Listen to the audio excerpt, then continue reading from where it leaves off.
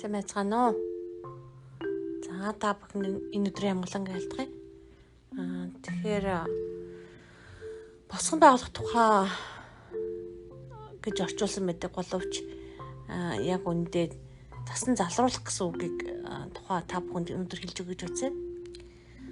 Шүтээнийг өргөгдсөн тахилын тухайд гэвэл бид цөм мэддэгтэй гэдгээ мэднэ. Мэдлэг ихэрхүүлдэг бол хайр босгодог. Энэ дээр бол хайр босгодог гэхээс илүү хайр засан залруулдаг гэж хэлж байгаа. Мэдлэг ихэрхүүлдэг. Тэгсэндээ чи муу би сайн чи энийг мэдэхгүй байх гэж хэлдэг бол хайр босгодгоос гадна хайр засан залруулдаг байгаа. Хайраар энийг чинь ингэж хийдэг юм аа гэж хэлэх явдал маш чухал. Ингэж хэлэх явдал маш үнэхээр чухал шүү. Тэр эзэн бас тэгж хэлдэг байгаа. Тэр эзнэр засаж залруулагдах явдал бол маш чухал байгаа. За Ром 15:2-ыг хэлье. Бид бүгд хөршөө босгон байгуулах сайн сайхны төлөө түүнд таацуулъя гэж байгаа. Энд яг түүнд таацуулна биш түүнийг босгон байгуулъя, түүнийг засан залруулъя гэж байгаа юмас. Тэгэхээр засан залруулах ажлыг хийх амархан бас биш л дээ. Шууд тувч хүмжлэдэг бол нөгөө хүн бүр холдоод алга болж өгнө. Гэл хитрхи нийцүүлээд тааланд нийцүүлээд байгаа бол хийж чадгаа байл чи нөгөө хэлдэг бүр баг гомдчихно. Тэгэхээр үр хүүхдээ ялангуяа өсгөн хүмүүжүүлэх бол үнэхээр чухал. Хан нийтлээ хамт байж байгаа хүмүүсээ ч гэсэн эзэн дотор босгон байгуулагдаж эзэн дотор өөрчлөгдөх бол үнэхээр чухал. Тэгэхээр эзэн дотор загнуулсан олон юмуд байдаг л та. Би танд хэд хэдэн жишээ хэлж өгье гэж үзье. Нэгдүгürt нь хүүхдийн хүмүүжил дээр. Бурхан намайг хүүхдэд эзэж хооронд харьцуулж болохгүй гэж хэлсэн. Дараа нь чи хоёр нүртэй гэж хүүхдүүдээр хэлсэн. Тэгээд чи энэ хүүхдтэй адилхан хүүхдүүдээ одоо өөр хүүхдүүдтэй хооронд нь харьцуулж болохгүй гэж хэлсэн. Би харин харьцуулаагүй.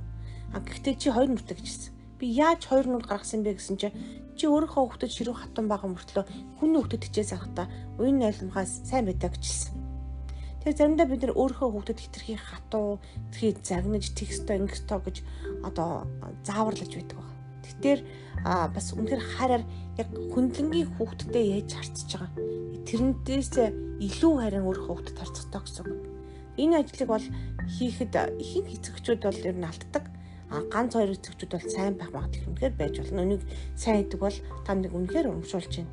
Тэр хүүхдүүдэд босгон байгуулж байна уу гэдэг бол үнэхээр чухал байна. Дараа нь эзэн намайг зэмлсэн бас нэг зүйл байдаг юу вэ гэхээр энэ маа чи зарим салбар дээр намайг оруулахгүй гэж хэлсэн. За анхных нь болохоор мэржлийн салбар байгаа. Жишээл би математикийн хүн. Тэгээд үнэхээр эзэн математик зохиосон гэдгийг марцсан байсан би. Тэгээд дата аналистик эзэн хийдэг гэдгээс марцсан байсан.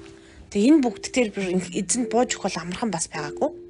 Ажилд аплай хийхдээ өрөөгөө л өсөд орчдөг байсан боловч эзнийг дотор нь оруулах энэ бүх үйл ажиллагаа амьдралынхаа талбарт эзнийг оруулах ёстой буюу эзэн болох ёстой, эзнээс асуух ёстой гэдэг дээр би алдсан байсан. За дараа нь санхүү мөнгөний талбараа чи эзнийг юу яаж байна? Блоклж байна. Чи лимитлж байна уу? Хязгаарлаж байна гэж хэлсэн баа. Тэгээд би таныг яаж блоклсан, хязгаарласан юм бэ? Та чи одоо бараг л хаасайг өөрийнхөө дуртай мэн хийдэг хүн Бурхныг би хязгаарлана гэж юу гэдгийг бэ гэж хэлсэн. Гэтэл бид эзнийг хязгаарладаг юм билээ. Янз янзын салбарт хязгаарлаж болдог. Ялангуяа санхүү мөнгөний талбарт. Тэгээд бүр нэг их үзүүлэгч бүр над руу уурлаад хайж олоод над руу залгсан байгаа. Чи янжмаа мөн үү гэд. Тийм ээ би чамайг чиний утас муцыг арай ч өгч хайж оллоо гэж залгсан баг. Тэгээд юу ч хэлсэн мээр чи Бурхныг хязгаарлаж байна. Ялангуяа санхүү мөнгөнийхөө талбарт. Бурхан чамайг өрөөх гэж байхад чи өрөөлийг авч чадахгүй байна гэж хэлсэн баг. Тэгээ чи яаж амьдарч байгаа юм бэ гэж хэлсэн. Би ингэж амьдарч байгаа чи үгүй чамайг Бурхан үнэхээр хангалтайгаар өрөөх чинь чамайг байшингаар машинаар өрөөх чинь гэсэн чинь би махан биеийн амьдрал юм уу шунал мултай биш ээ. Шунлаар хөтлөгдөх ёсгүй өндөр гэсэн юм ярьжсэн урдаас нь. Тэгсэн чи Бурхны өрөөлийг бодлуулж болохгүй. Бурхан чамд өгөх гэж байгаа бол чи авах ёстой. Авахгүй байгаагаараа чи Бурхныг яаж вэ? Хязгаарлаж байна гэж хэлсэн. Тэр нь үнэн байсан. Үнэхээр үнэн байсан шүү. Тэгэхээр Бурхан биднийг заримдаа edify буюу засан залруулдаг байгаа. Хин энер хэлэх тохиолдол байдаг. Гэтэ эзэн дандаа хайраар хэлдэг байгаа. тэр ишээдүүлж байгаа мэдээж гэсэн дандаа босгон байгуулж маш талархалтайгаар маш сайхан хэлжсэн. Гэтэ хатуу үг ч гэсэн тэр нь намайг яасан бэлээ.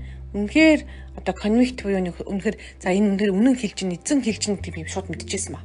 А эзнээс биш байх юм бол уур хөрч юм эзнээс биш байх юм бол шал өөр бидэг амар амгалан биш. Ялангуяа Библийн үгтэй зөрчилддөг баг. Тэгээ Библийн үгтэй зөрчилдөхгүй байх юм бол зүгээр. Тэр эзэн үнэхээр бидний уур хөрхтэй сайн хүмүүжтэй сууж бүх талбартаа амьдралынхаа бүх талбарт эзнийг эзэн болгоосоо гэж хүсдэг баг.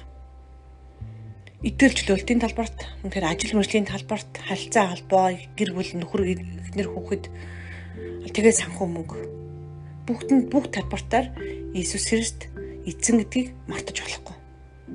Би эзэн таныг босгон байгуулах юм уу, хин нэгнээр засан залруулах үед та талархалтайгаар хүлээж авраа гэж би хүсэж байна. Тэгээд засан залруулахдаа зүгээр бодлороо хүнийг хэлж болохгүй. Эзнээс харин хэлээрэ гэж үг дамжуулж байгаа л өөрийг шүү. Тийм учраас эзнээс хэлээгүй байх тухайн хүнийг засан залруулах гэж буу оролдороо. Яг тэгвэл та өөрийнхөө засан залруулах хэрэгтэй гэдгээр юусоо мартаж болохгүй шүү. За та бүхэнд эзний тэр үгийг нарийн нэнтэс үгэндийг сайн сонсох болтугай гэж өрөөж байна. Иесус нэрээр.